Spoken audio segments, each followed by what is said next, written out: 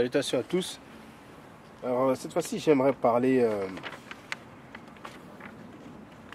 d'un gang américain et on pourra dire que c'est le début vraiment de la déferlante des grandes guerres des gangs, et je pense que certains vont être assez surpris de savoir comment les choses ont débuté. Alors, ma source principale pour ce que je vais vous dire, c'est un DVD qui s'appelle Gangsta King. Et donc, aux États-Unis, donc dans la côte ouest, il y avait ce qu'on pourrait appeler des gangs, mais bon, comme c'était des blancs, ils appelaient ça des clubs. Donc c'était des bandes de blancs qui agressaient les noirs. Alors les noirs, pour se défendre, ils se sont réunis en gang. Alors il y a une personne qui s'appelait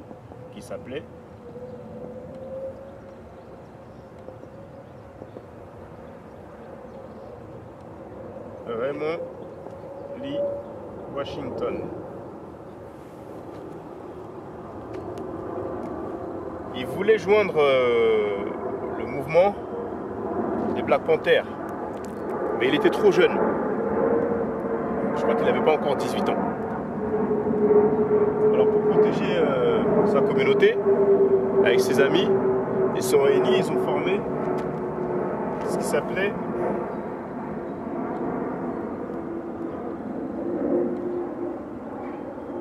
Baby Crips. Il y a plusieurs théories sur l'origine du mot Crip. Une des théories dans le DVD, c'est qu'ils avaient volé chez un commerçant asiatique et que lui avait entendu le nom, mais avec son accent, ou peut-être n'étant pas sûr de la prononciation, il a dit Crip, Crip, pour le dire Crib ou Cribs, et que le nom serait resté. En tout cas, Crip, c'est un des gangs les plus nombreux. Et c'était avant l'émergence des Bloods, leur arch-ennemi. Enfin, arch-ennemi. Souvent vu comme une grande rivalité. Bloods. Alors, Raymond Lee Washington a rencontré, s'est allié avec quelqu'un qui s'appelait Stanley Tookie Williams.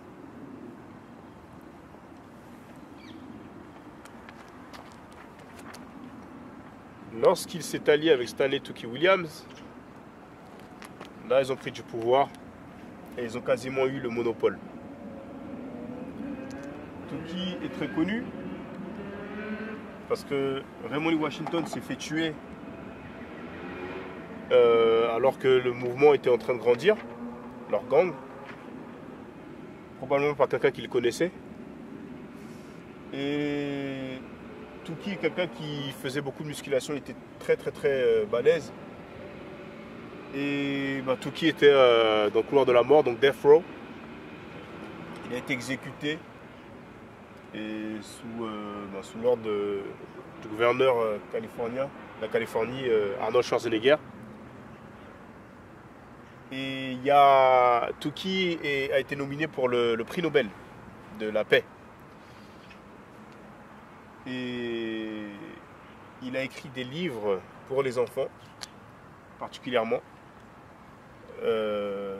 pour sortir des gangs ou bien pour ne pas être dans les gangs. Il a écrit 2 autres livres qui ne sont pas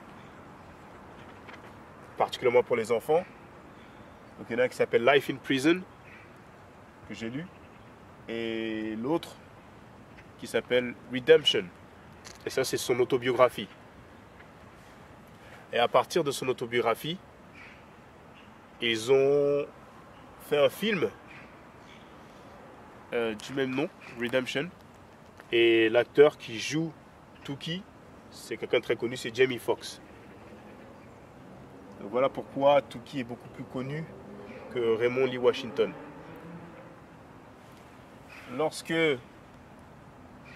ils ont pu se défendre et on dira éradiquer ces gangs de blancs qui tabassaient les noirs, malheureusement, ces jeunes voulaient s'habiller d'une certaine façon, voulaient avoir de l'argent, donc ils se dépouillent entre eux et ça fait des rivalités et d'autres gangs et voilà. Donc c'est parti d'une cause noble et après ça a dérapé, ça a dégénéré. Les Crips a été connu parce qu'ils avaient dépouillé un jeune et le jeune est tombé, excusez-moi, le jeune est tombé et sa tête a frappé, il me semble, le trottoir, le bord du trottoir et il est mort. Donc là c'était dans les infos et c'est là que les gens vont s'entendre parler des Crips, etc.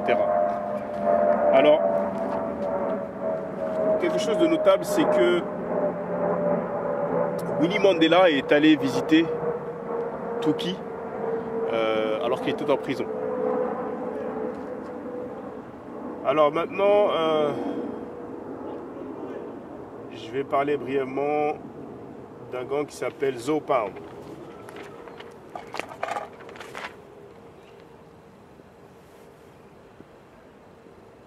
Zoe Pound. Donc Zo, ça vient du créole haïtien, ça veut dire os. Et c'est un gang qui est prédominant en Floride parce qu'il y a énormément d'Haïtiens là-bas, vu la proximité avec Haïti. Et il y a un documentaire aussi sur ce gang. Et une des personnes, un des fondateurs, on va dire, une des personnes clés, explique qu'à l'époque, il y avait ce qui s'appelait, à l'école, Haitian Friday. Donc, le vendredi des Haïtiens. Et ce qui explique cette personne, c'est que tous les vendredis, ils choisissaient un Haïtien et ils le tabassaient. Vous voyez? Les enfants sont bêtes et méchants. Donc, face à cette menace, les Haïtiens sont organisés, sont serrés les coudes et ont formé, on va dire, un gang. Maintenant, Zoe Pound, c'est voilà, en Floride, à Miami particulièrement. Certains diraient, tu peux pas tester. Donc c'était à nouveau partie d'une cause noble, de défense, d'autodéfense.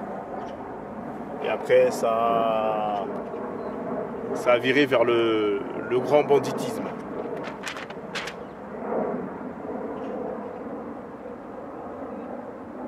Voilà, je vais m'arrêter là, je peux donner quelques petites précisions, mais bon.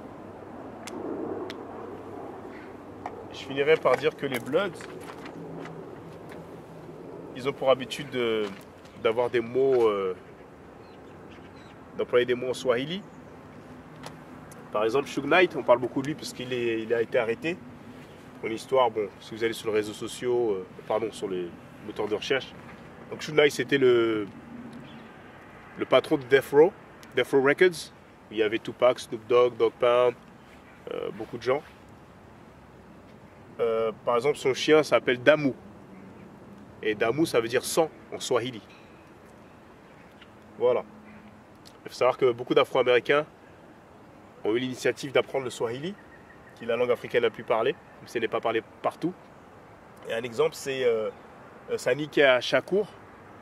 Donc je crois que c'est Cody Scott, son vrai nom, enfin son nom civil à l'époque. Et son surnom, c'est Monster. Donc il a Monster, donc monstre en anglais. Il a une autobiographie aussi, du même nom, hein, Monster. Et dedans, il explique voilà, quand il était en prison, qu'il a appris le Swahili, etc. etc.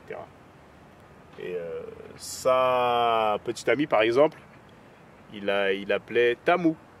Et Tamu, ça veut dire douce ou doux. Donc voilà, ça fera réfléchir certains. Et à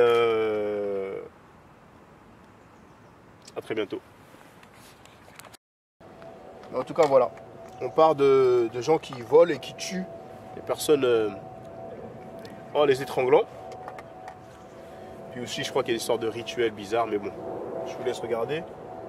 Et maintenant, c'est un terme qui est employé voilà, comme quelque chose de positif. Mais bon, n'empêche que Tupac, c'était pas quelqu'un, ce n'est pas un plaisantin.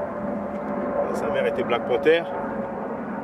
Tupac était très intelligent. Il y a une vidéo de lui à 17 ans où il s'exprime. C'était déjà un activiste. Et bon, malheureusement, avec le temps, ce qui lui est arrivé, se faire tirer dessus, avoir beaucoup d'ennemis. Parce qu'il faut savoir quand il était en prison, les gens se moquaient de lui, les gens critiquaient, les gens faisaient des morceaux pour le clasher. Bon, maintenant qu'il est décédé, et tout le monde, voilà, Tupac, oui, on a les briquets, etc. Mais à l'époque, c'était pas ça. Souvent, c'est comme ça, malheureusement, quand les gens sont vivants, et après, une fois qu'ils sont morts, voilà. Mais bon, il avait aussi un côté ghetto, mais il y a une histoire que beaucoup de gens ne connaissent pas. On le racontera peut-être une prochaine fois, je vais essayer d'être bref cette fois-ci.